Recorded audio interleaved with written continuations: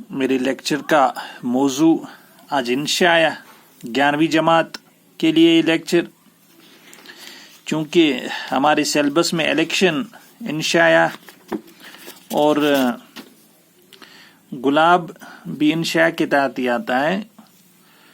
तो इलेक्शन रशीद अहमद सिद्दीकी का, गुलाब सईद शवेब रिजवी का इंशा।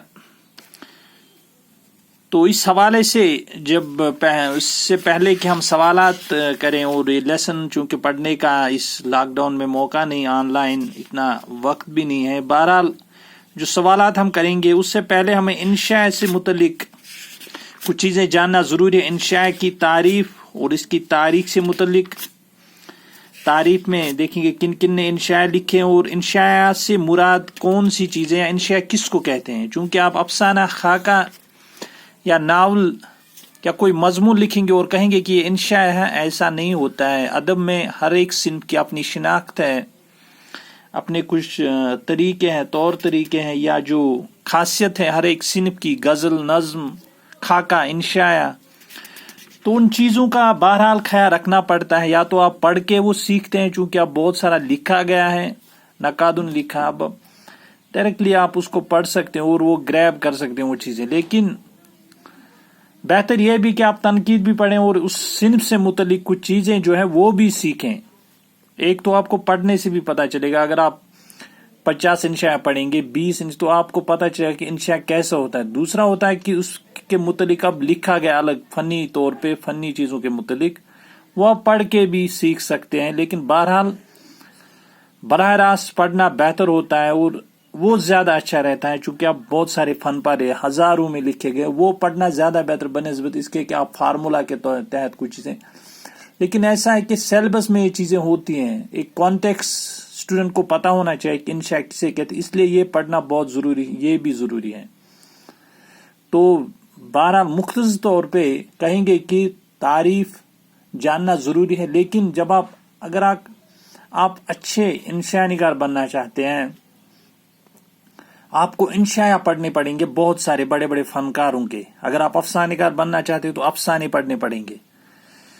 यह अलग मौजू है, इस मौजू पे बहुत वक्त लगेगा लेक्चर देने में, या इसमें बहुत टाइम लगेगा, जिसका मौका भी नहीं है। आज इन ऑनलाइन लेक्चर्स में उतना वक्त भी नहीं, और इंटरनेट की जो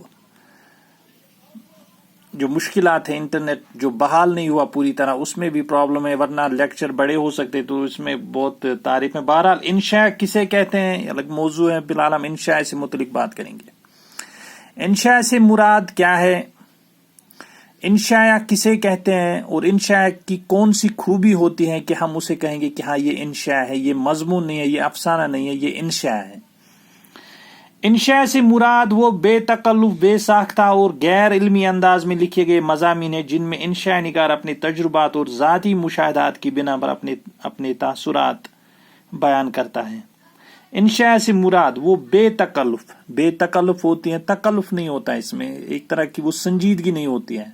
बेसाख्ता और बेसाख्ता, कभी कभी वो 1-2 पैराग्राफ लिखता है किसी इंशा में, ऐसे बहुत सारे इंशा है कि मौजू से हट जाता है वो आदमी या जो फनकार लिखने वाला होता है, तो आप कहते हैं कि ये कहाँ पहुंच गया। अब ऐसे इंशा बहुत सारे हैं, कुछ इंशाए एक ही मौजू पे लिखे गए हैं, चलते हैं, मतलब जिस तरह आपके या साइकिल पे लिखा गया है। मगर एक इंशा है,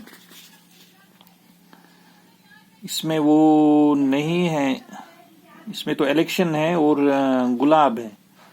तो एक और इंशा है, तो ऐसे बहुत सारे इंशा हैं जिनमें बड़ा, लेकिन कुछ इंशा ऐसे कि बीच बीच में मौजू भटकता है, या कभी अगर आप इलेक्शन में बहुत सारी बातें ऐसी भी हैं जिनका इलेक्शन से कोई ज्यादा ताल्लुक नहीं है, हिंदुस्तानी मुआशरे से मुतलिक होंगी, तो ऐसा भी हो सकता है। या बाकी जो इंशा है उनमें ये चीजें, और गैर इल्मी अंदाज में, इल्मी अंदाज नहीं होता है इसमें, फैक्ट्स या एक्यूरेट फैक्ट्स पे तवज्जो, कभी कभी फैक्ट हो सकता है इंशा में, लेकिन इस पे वो जोर नहीं होता है। मतलब इसमें अगर आप कहेंगे कोई बात, कहीं पे कोई वाकया पेश आए, कहीं पे लोग मर रहे हैं, तो आपको एक्यूरेट फैक्ट या अखबारी रिपोर्ट या जो फैक्चुअल, इतना नहीं है, ये एक मिजाया तहरीर होती है, इसमें ऐसी बातें बयान की जाती हैं। तो इसमें कोई वो थ्रस्ट नहीं होता है कि फैक्ट होना चाहिए जरूरी।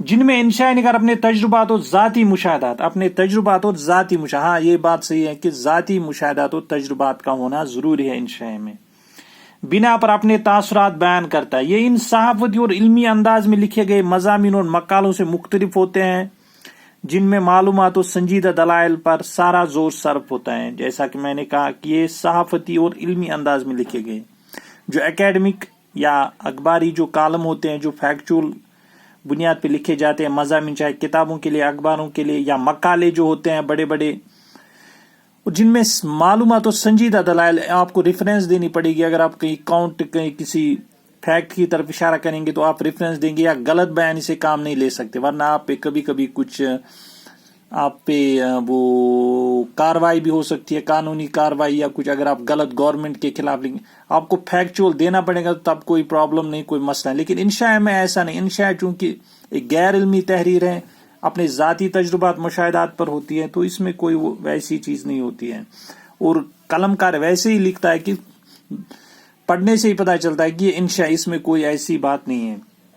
انشاء نگار کے سامنے کوئی خاص اصطلاحی مقصد نہیں ہوتا، وہ تو اپنے دل کی باتیں مزے لے لے کر بیان کرتا ہے۔ یہ غلط بات ہے، یہ بات جو ہے اس میں ادھوری سچائی ہم کہہ سکتے ہیں۔ حالانکہ بہت سارے انشاء ہیں کہ جس میں خاص اصطلاحی مقصد نہیں ہوتا، لیکن بہت سارے ایسے انشاء ہیں جن میں اصلاحی مقصد ہوتا ہے، جیسے الیکشن ہے، ارہر کا کھیت ہے، اسی طرح بہت سارے کچھ انشاء ہیں جن میں کچھ یہ اصلاحی مقصد چھپا ہوتا ہے، لیکن ان باتوں میں تازگی، ندرت اور شگفتگی ہونا ضروری ہے۔ ہاں یہ بات ہے کہ تازگی، ندرت اور شگفتگی ہونا ضروری ہے ان چیزوں میں، نئی نئی چیزیں ہونی چاہیے، اور وہ زبان کا انداز بھی اسی طریقے کا ہونا چاہیے کہ مزہ آ جائے۔ مزاح جو جسے کہتے ہیں ہم، طنز مزاح، وہ اسی دائرے میں آتے ہیں۔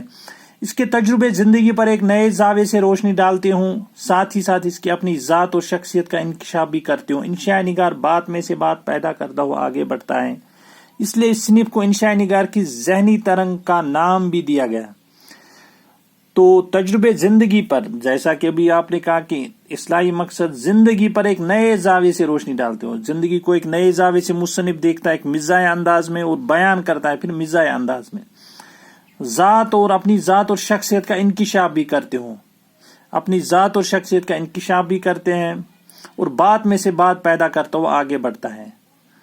تو یہ چیزیں اس میں، اس لیے اس صنف کو انشاء نگار کی ذہنی ترنگ کا بھی نام دیا گیا ہے۔ ذہنی ترنگ ایک اختراعی ذہنی ایک چیز ہوتی ہے، اس میں حالانکہ لٹریچر جو ہوتا ہے وہ ذہنی ہی ہوتا ہے، اپنی ذہنی اس کا وہ نقطہ نظر جو ہوتا ہے، لیکن اس کا ذہنی ترنگ اس وجہ سے نام دیا گیا کہ اس میں علمی انداز نہیں ہے، اور آپ کہیں پر بھی قلم اٹھا سکتے، کسی موضوع پہ بھی آپ لکھ سکتے ہیں، آپ کو فیکچول انفارمیشن کی اتنی ضرورت نہیں ہے۔ انشاء کے لیے کسی موضوع کی پابندی نہیں ہوتی، انشاء کسی بھی موضوع پر لکھا جا سکتا ہے، اس میں طنز مزاح کا عنصر بھی ملتا ہے، لیکن اس کے لیے لازمی نہیں ہے۔ انشاء کے لیے ہاں طنز یا مزاح ہوتا ہے، لازمی تو ہے یہ ضروری، یا تو طنز ہوگا کسی میں یا مزاح ہوگا۔ حالانکہ کچھ لوگوں نے اس کو الگ کرنا چاہا تھا، لیکن ابھی اس کی پوری الگ شناخت نہیں ہو پائی طنز مزاح اور انشاء کی، یہ اسی چیزیں وابستہ ہیں۔ کسی بھی موضوع پہ لکھا جا سکتا ہے، موضوع کی کوئی پابندی نہیں۔ اردو میں سر سید، محمد حسین آزاد، ناصر علی شرر، فرحت اللہ بیگ، سجاد انصاری، رشید احمد صدیقی نے اعلیٰ معیار کے انشاء لکھے ہیں۔ ان کے علاوہ وزیر اعلیٰ انور سدید، احمد جمال پاشا، یوسف ناظم، شفیقہ فرحت، مجتبیٰ حسین، کنہیا لال کپور اور محمد زماں آزرودہ نے اس صنف کی طرف توجہ دی اور کامیاب انشاء لکھے۔ بہت سارے نام سر سید، چونکہ ان کے انشاء جو ہے وہ مضامین اور انشاء کی ملی جلی صورتیں، لیکن بہرحال ان کو مضامین ہی کہا جاتا ہے، چونکہ اس میں اصلاحی مقصد کار فرما ہے اور ایک تلقین کی جاتی ہے پوری طرح، ایک فیکچول کہیں جگہ پہ اس میں چیزیں ہیں، تو وہ زیادہ مضامین کے قریب ہیں بنسبت انشاء کے۔ محمد حسین آزاد نے کچھ انشاء لکھے ہیں، ناصر علی شرر، فرحت اللہ بیگ، یہ رشید احمد صدیقی کا جو آپ کے سیلبس میں ہے، تو ان نے بڑے بڑے انشاء نگار ہیں، یہ ان کے نام اس میں۔ اس کے علاوہ بھی بہت سارے سینکڑوں انشاء نگار ہیں جن کے نام یہاں لینا مناسب نہیں، یا اس میں بہت ٹائم لگے گا، وقت لگے گا، یا بہت صفحوں پہ وہ نام لکھنے پڑیں گے۔ پھر یہاں پہ کچھ بڑے انشاء نگاروں کے نام دیے گئے ہیں: انور سدید، وزیر اعلیٰ احمد جمال پاشا، تو یہ بڑے نام ہیں. محمد زمان آزرودہ جو کشمیر سے تعلق رکھتے ہیں، تو یہ بڑے انشاء نگار ہیں. اس طرح انشاء کی تعریف یہاں مکمل ہوئی. اگلے لیکچر میں انشاءاللہ انشائیہ کی جو تاریخ ہے اس کا آغاز ارتقاء اس پہ بات ہوگی. شکریہ.